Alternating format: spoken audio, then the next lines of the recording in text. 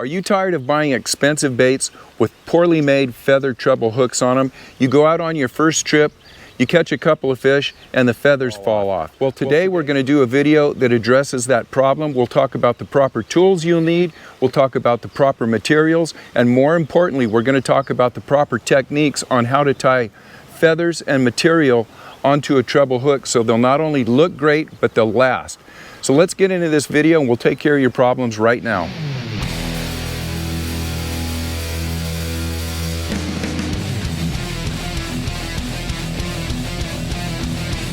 Okay, let's get started. We'll go over a few simple tools that you'll need. The first tool you'll need is a small pair of straight scissors. You'll need a bob gun or a needle. You can substitute that with a toothpick. You'll need a bobbin, which is a tool that holds the thread so that we can tie these quickly and efficiently. This is a whip finish tool. We can use that to finish off the head of the feather treble, or I'm going to show you how you can bypass this tool and just use your two fingers and use a simple half hitch. We'll need some type of head cement. If you don't have head cement lying around, you can use some Sally Hansen's Hard as Nails. It's a nail polish, or you can simply substitute the head cement with some super glue. And you'll also need, obviously, the proper size hooks for whatever application you're using it for. Okay, along with our basic tying tools, it's always nice to have a fly tying vise. You can get away with a bench vise, but a fly tying vise is nice because generally they have a rotary feature where you can put the treble in and work around it at different angles. So let's talk about the materials and we'll go from there. Two simple materials that we're going to use to lash onto these treble hooks and make a nice looking feather treble. And really, this is where a lot of guys get in trouble, especially when it comes to choosing the hackle. Let's start with the flash stuff. This is called Flashabou or Crystal Flash. It comes in a variety of names, but if you go to any fly tying shop or you look online, you can find Flashabou. It comes in all types of colors. It's a synthetic material. It comes in a hank, and it's about $5 for a hank, somewhere in there, and you're going to be able to tie hundreds of feather trebles with this, and it comes in a variety of colors. Now, when it comes to feathers, that's where we really have to be a little bit more careful. Number one, I would highly recommend not going out to a hobby shop and getting the strung hackles that are in a little plastic bag. They're cheap, but they're the lowest grade feather you can get. They're generally brittle because they're dyed with some really kind of funky colors a lot of times. You can get them in a variety of colors, but generally in the dyeing process, they heat them up and the feathers can become very brittle. So I would suggest going to a fly tying shop or picking up feathers off of off the internet, and you can get them on the patch, on the skin. This is a saddle patch which comes off the butt of a chicken. This is the neck patch that comes off basically the back of the neck. We're going to want to use the neck patch. You can see on this saddle patch how thin the feathers are. These are for tying dry flies and more fly tying type applications. We're going to set this aside and we're going to want to go with the neck patch. This comes off of a chicken, obviously, and you want it coming off of a male chicken, a rooster. You can see that the feathers are a little wider. They have a convex and a concave side. This is going to help us when it comes to adding motion to the feather treble when we tie it. You'll also notice that down here the feathers are very small. As you come farther down the patch, they get a little bigger, and then towards the end they get nice, even bigger. So you can tie a variety of sizes of hooks with one patch. You'll want to make sure that all of the tips are in shape. You don't want to buy a patch that has a bunch of the tips busted off. If you get a grade 3 patch, you're talking about $10 or so. You've got several hundred feathers on this thing. You can tie dozens and dozens of flies. So with that, let's move along. We'll get into the tying. All right, we've got everything ready to go here. We've got 3 appropriate size feathers off of our rooster neck cape. We've got our crystal flash. We've got a pair of scissors. We've got our 6/0 thread, and I've got a extra large hook for the purpose of demonstrating today. So let's talk about how we prepare our feathers before we actually lash them on to the hook. First of all, we want to make sure our proportions are right. So this feather is going to be roughly twice the length of the hook shank. So this is the hook shank from here to here. We want the feather about twice that length. So what we're going to do is we're going to measure that feather out approximately where we want it, about right here. That's a little more than double. It's going to be about right here. And then what we're going to do is we're going to take this feather and we are going to strip the barbels down. We don't want to cut the base of the thread. What we're going to do is take these barbels and we're going to trim them off. Let's give this a little blow here. Now you can see what we have left here. This is going to be helpful. Get that last barbel off there. This is going to be helpful for us so that the stem of the feather does not roll when it comes to tying it onto the base of the hook. What we're going to do here is we're going to take care of all three of these feathers about the same length. We know that one's the right length. When you have this basically marabou, you're just going to strip that off. We're going to come in so that we have the same length of the feather. We're going to pull these off and strip some of those off, and then when we get down here and get rid of that, we got two feathers there. Our last feather, we're going to pull this off, and we will, there we go.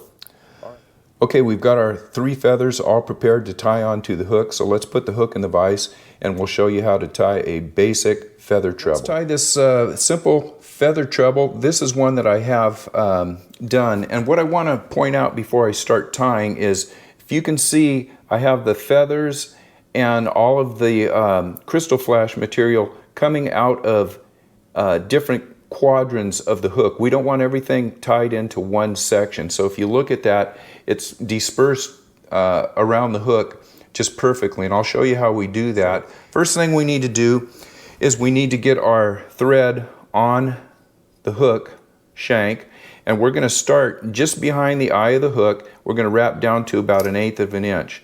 So we get down there, put a nice base layer of thread on that you'll be able to tie on, and now we're basically ready to tie on our crystal flash and our feathers. I'm going to be using some darker colored feathers just for demonstration purposes, and also some darker colored crystal flash. So the first thing that I want to do is be very sparse with the crystal flash and the feathers. We're not going to tie on 20 feathers. We're not going to tie on a great big clump of this. I have about, I'd say 7 or 8 strands of the crystal flash. So I've got about a 5 or 6 inch piece of the crystal flash. And how I tie this on is I have the hook with one quadrant straight up top. I'm just going to reach around here, and all you need to do is drop that on there. You can measure it. You can see how I did that. I just go under the thread, pull it up, let it sit on there, and it's coming all through the top, or this one patch of crystal flash is coming through the top. So I'm going to lash that down, and I'm going to go back up to bring the thread back to the eye of the hook. I'm going to turn my vise, and I want the rest of this coming through the second quadrant. So what I do is I take this and I pull it over so that it's going to come right through that quadrant.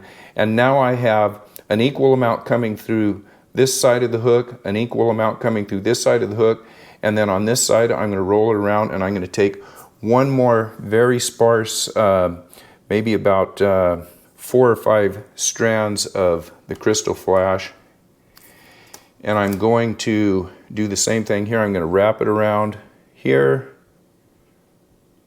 lash it down, pull this down here, and now I've got an equal amount of crystal flash coming on each quadrant of the hook.